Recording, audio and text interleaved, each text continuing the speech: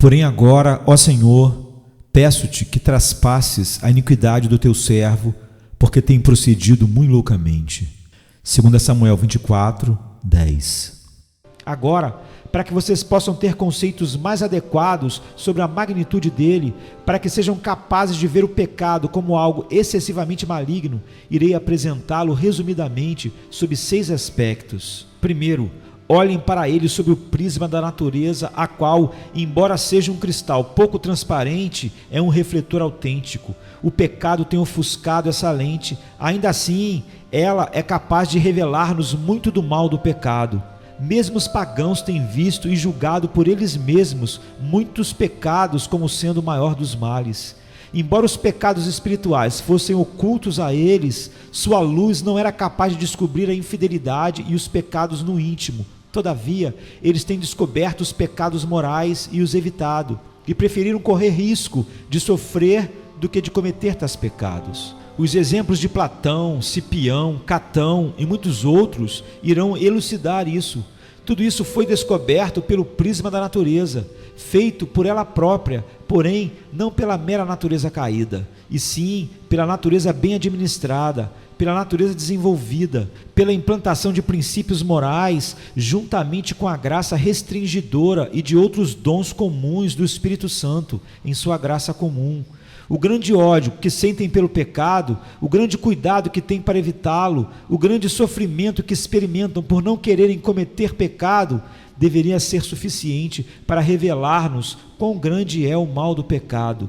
Mas interromperemos o assunto aqui, porque em segundo lugar, a segunda lente pela qual vocês podem ver até onde vai o pecado é a lente da lei, a lente que revela o pecado em todas as suas dimensões, a culpa, o demérito, a corrupção e quão maligno é o pecado. Portanto, o apóstolo Paulo diz em Romanos 7,7: mas eu não conheci o pecado senão pela lei, isto é, eu não teria conhecido o pecado como sendo tão abominável quanto ele é, eu não teria conhecido o pecado em sua amplitude e latitude, eu não teria conhecido a gravidade do pecado se não tivesse sido pela lei, se a lei não tivesse sido a lente para revelar o pecado para mim.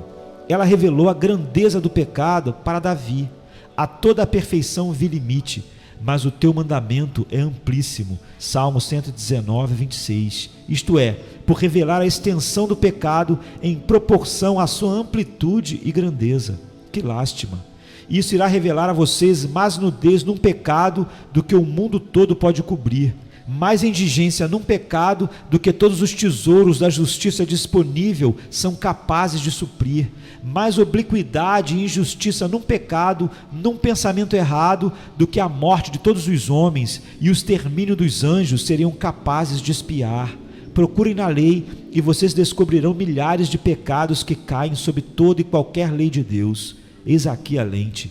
Em terceiro lugar, olhem para o pecado sob a lente das dores, feridas penetrantes e tristezas, as quais os santos encontraram em seu acesso à primeira entrada no estado de graça, em suas reincidências e retornos à insensatez do pecado. Para o primeiro, vejam que gemidos e humilhações tiveram que suportar em sua primeira admissão ao estado de graça. Manassés, em 2 Crônicas 33, 12, Paulo, em Atos capítulo 9, os judeus convertidos em Atos 2,37, admissão semelhante à ocasião quando os pregos perfuraram Cristo, agora cravado em seus corações como a lança no lado de um animal. É assim que eles se sentiram. Quantos dos muitos santos que já existiram estiveram presos num leito de miserável angústia, acamados sob os golpes da justiça, possivelmente por muitos anos, e tudo isso por causa do pecado. Em todas as épocas, houve milhares de exemplos dessa natureza. Olhem para as angústias e quebrantamentos que os santos tiveram que suportar por causa de suas reincidências no pecado. Vejam isso em Pedro e em Davi. Leiam as tristes expressões que ele tem no Salmo 6, de 1 a 7, no Salmo 32, 3 e 5, do mesmo modo no Salmo 51. Como ele lamenta pela sua alma perturbada, seus ossos quebrados, seus olhos consumidos pela tristeza, sua cama está encharcada com lágrimas, e tudo isso por causa do pecado. Aqui está a lente pela qual pode-se ver o mal do pecado como sendo o maior mal. Sim, quando Deus o enfoca, o menor pecado resultará em tudo isso. Em quarto lugar, olhem para o pecado em Adão e vejam a extensão dele. Aquele único pecado de Adão trouxe todas as misérias, doenças, morte e outras desgraças sobre toda a sua posteridade, desde aquele tempo até agora. O pecado tem sido a maldição de milhares de homens e ainda continua sendo. A justiça de Deus ainda não foi satisfeita. Se ela tivesse sido, haveria um fim. Não morreríamos, não ficaríamos doentes jamais, e etc. Aqui vocês podem ver o pecado em sua extensão. E em quinto lugar, olhem para o pecado sobre Cristo. Vejam que humilhações, que quebrantamentos, que feridas cruciantes, que ira isso trouxe sobre o próprio Cristo. Foi isso que misturou aquele cálice amargo com ingredientes tão terríveis, os quais, se tivéssemos que libá-lo quando assim estava temperado, teriam colocado nossas almas debaixo de uma ira pior do que aquela que todos os condenados sofrem no inferno. Cristo suportou plena justiça por causa do pecado. Isso fez com que ele, que era tanto Deus quanto homem, santificado pelo Espírito para essa missão, fortalecido pela deidade, suasse gotas de sangue e até lutasse, parecendo recuar e orar contra a obra de sua própria misericórdia, querendo desistir do propósito da sua própria vinda ao mundo. Ninguém sabe senão Cristo, nem é o finito entendimento humano capaz de conceber o que Cristo suportou quando estava para carregar o pecado e com isso lutou contra a infinita ira e justiça do infinito Deus, os terrores da morte e os poderes do mundo vindouro.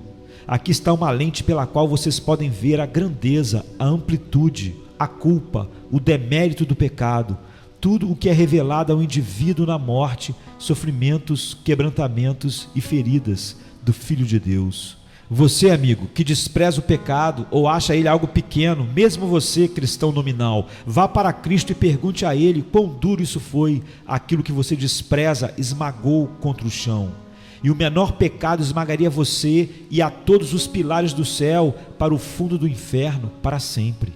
Em sexto lugar, a sexta lente, olhem para o pecado na condenação eterna da alma, que nada satisfaria a justiça de Deus a não ser a destruição, a perdição eterna da criatura.